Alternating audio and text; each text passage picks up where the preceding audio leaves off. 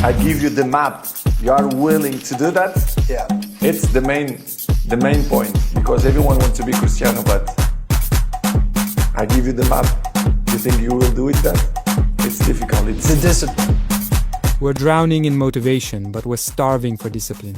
Yes, half the time you will not be motivated to achieve your goals for that day. So is it really motivation that counts? It all starts with the motivation to improve something. Let's say your shooting technique. You train for a week, everything seems to be going well, yet at the game you suck. The motivation you had melts away. So what was once a habit of shooting practice becomes a habit of skipping it. This was me for more than 5 years.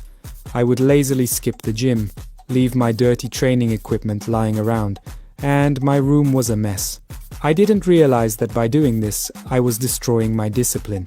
This is because it became a lot easier to let other areas of my life slip. I began thinking, I can start that work later.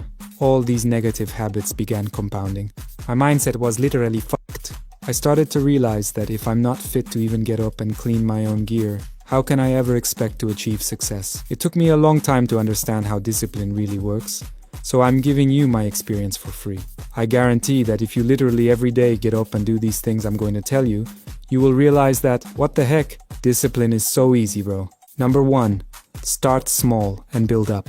The journey to becoming disciplined in football starts with the smallest of actions. You don't need to make a grand gesture to invoke discipline. It begins by doing the little things that you don't feel like doing. Right now, wherever you are, take out a notebook and write down the most important information from this video. Just write it down. This simple act will get you out of the comfort of watching videos without taking notes. Don't make excuses. Pick up that notebook and start writing.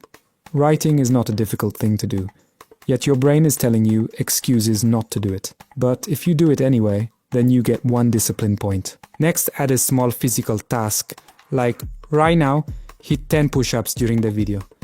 This way you create a little more discipline. Think of discipline as a game. Ask yourself, what does my brain not want to do right now? Then go and simply do it. Maybe it's running an extra lap after practice, or maybe it's staying back to work on your footwork. These small acts of defiance against your comfort zone will gradually build your discipline. As you keep pushing yourself, things you thought were impossible to do become really easy. Actually, the key is to progressively overload your discipline. Start small, and as these small challenges become part of your comfort zone, take on bigger ones. Number 2, reduce screen time. The average teenager spends around 8 hours on their phone every day. That's nearly 1/3 of your day. Imagine if you spent that time honing your football skills instead. Your phone is a tool, not a master. It should serve your goals, not distract you from them. First, identify where your time is going. Check your screen time stats and see which apps are consuming most of your attention. Recognize these distractions and just delete them. I'm sure some of you are making up excuses, but do it for your own good. And, you should stop watching porn. Delete that shit. What I want you to understand is that you must transform your phone from a distraction to a tool. From now on, if you have to check your phone, do it knowing what you are going to look for.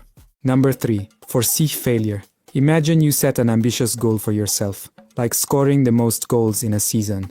The initial excitement of the goal drives you to train harder and improve your skills. However, as the season progresses, you face challenges, missed opportunities, or even injuries. In those moments, it's tempting to lower your expectations and seek temporary relief. You might think, maybe my goal was too ambitious. I should aim for something more realistic. But what lies beyond that temporary comfort? By lowering your expectations, you might feel less pressure, but you also lose the drive that pushes you to excel. I find that the best solution to this kind of problem is to try to imagine the worst-case scenario if we had to choose that moment of comfort, instead of fighting to the last. If I decide to pass it instead of facing the opponent one-on-one, it certainly gives me more confidence.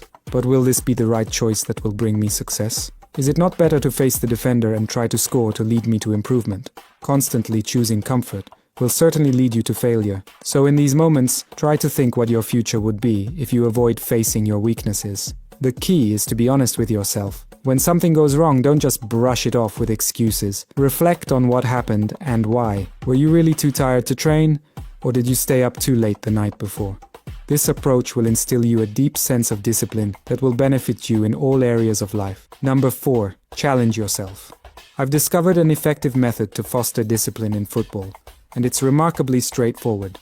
You should challenge yourself to outperform the player you were yesterday. Here's how I approach it. Every training session, I initiate a timer on my phone the moment I begin practicing. Whenever I pause for a break or lose focus, I halt the timer, even for brief intervals like grabbing water. The objective is to accumulate more focused training time than the previous day. I strive to avoid unnecessary breaks or distractions, fully aware that the timer isn't running. Before retiring for the night, I jot down the total time spent in focused training. Even if you initially achieve only 20 minutes, steadily surpassing this benchmark becomes motivating. This technique can be used in any field other than football. The fact of marking all the progress made from one day to the next will create the necessary momentum to be able to recognize that the you of yesterday was weaker than the you of now. Number 5. Consistency. I've struggled with consistency for most of my life. I couldn't wake up early unless school demanded it. I couldn't stick to beneficial routines like daily meditation and walks. This is because I thought discipline was just a matter of willpower. But the truth is, willpower alone isn't the key. Willpower is a limited resource. A study once asked participants to resist eating cookies and then complete a difficult puzzle. Those who resisted the cookies gave up on the puzzle sooner than those who could indulge. Their willpower was already depleted. The first step to fostering consistency is to conserve your mental energy. Simplify your decisions like many successful people do, by wearing the same clothes daily. But this alone isn't enough. True discipline comes from subconscious programming, not constant resistance. Consider a habit like working out. If it felt as effortless as tying your shoes, you'd have more willpower reserved for genuine challenges. Most disciplined individuals aren't constantly battling their urges. Their habits are ingrained in their subconscious. So, how do you achieve this level of consistency in football? It begins with understanding that your reasons for being disciplined might not be compelling enough. Our brains seek the easiest path to a reward. If your goal is to be fit so you can play video games guilt-free, your brain will prompt you to take the easiest route to those rewards now. Hence, without strong, deep-rooted reasons, your discipline wavers. To cultivate real consistency, define your positive goals. Ask yourself why you want these goals and keep digging deeper until you reach a compelling reason. Write down your goals and reasons. Visualize both the desired outcomes and the negative consequences of failure. Over time, this practice will reprogram your subconscious, making discipline a natural part of your identity. Let us know your determination by commenting below. I will be the best player in the world. And which is your favorite football team? This is Protocol.